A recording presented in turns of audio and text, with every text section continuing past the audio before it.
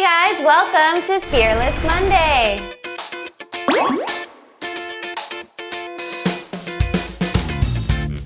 Hey guys, welcome back to Fearless Monday, and today I wanted to talk to you about Valentine's Day because it is right around the corner.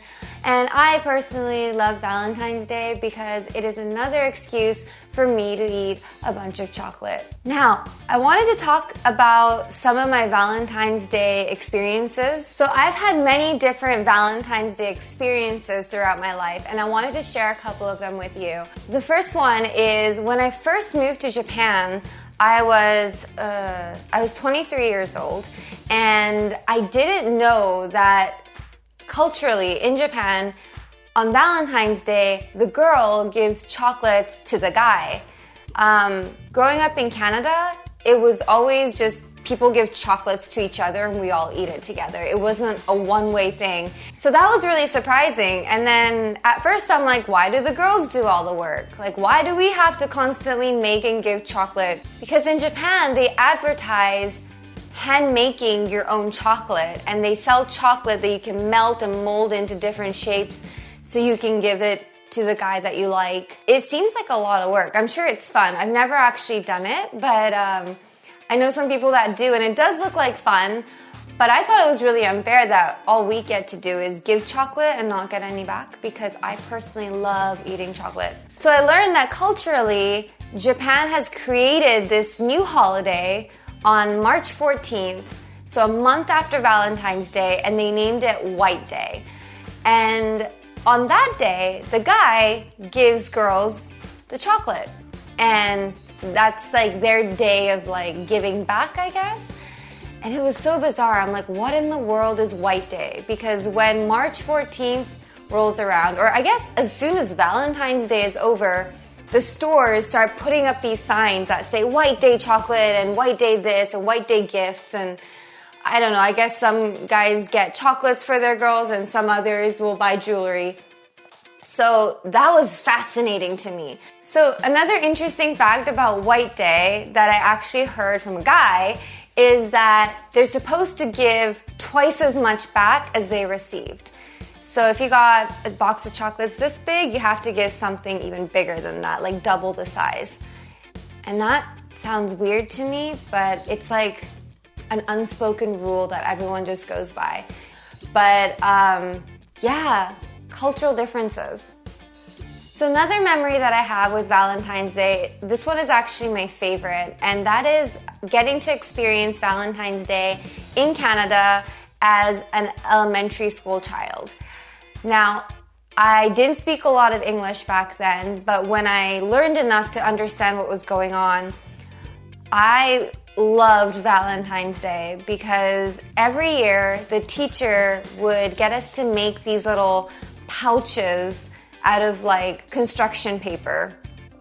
And we'd make like little heart pouches and we'd tape them to the sides of our desks. So before Valentine's Day, we would all go shopping with our parents to the grocery store or the stationery store, and we'd pick up a box of little mini Valentine's Day cards. And they came in a box of about 30 because that was the average class size at the time. And you can get these Valentine's cards with like the latest Disney or Pixar characters, or just random characters or teddy bears, or superheroes, and it was the most exciting thing to pick it out because, you know, you didn't want to buy the same cards as someone else in your class, but you have no way of knowing. And so you buy these cards and you'd fill each card out with the names of your classmates. And that way everyone got a card and no one felt left out. And on Valentine's Day, you bring that into class. Sometimes, you know, you can attach a piece of chocolate to it, and we'd spend, I don't know, it felt like an hour to me at the time. It was probably like 10 minutes where everyone in the class would get up and we'd walk around the class putting our Valentine's Day cards in to the little heart pouches we made.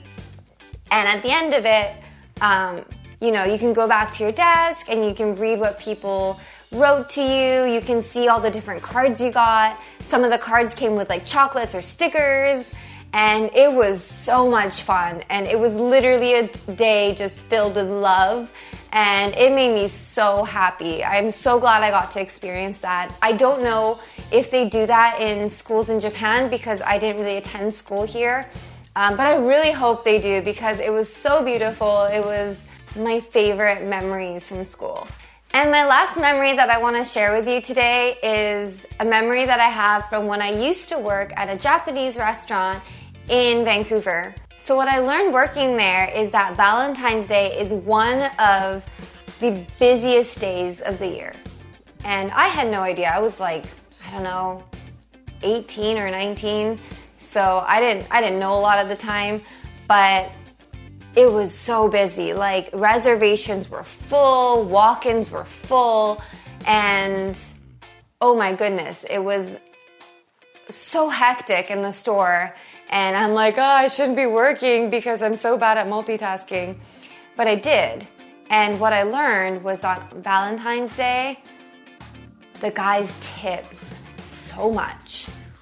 And I did not expect that because we get generally pretty good tips in Canada. But on this day, the one that stood out to me, the one that made me feel this way, was I was serving a couple that was there on their Valentine's Day night date. And, you know, they're having a good time. We were getting along. And at the end of the night, their bill came to, I don't know, like $60. And, you know, I brought them their check. They paid in cash. They left me a tip. And then they went home. And I was busy, you know, like clearing tables and things like that. So when I went to go get their receipt and the tip, I realized he had tipped me like $80, which is like more than the bill itself. And that never happens. Usually you tip like 15 to 20%.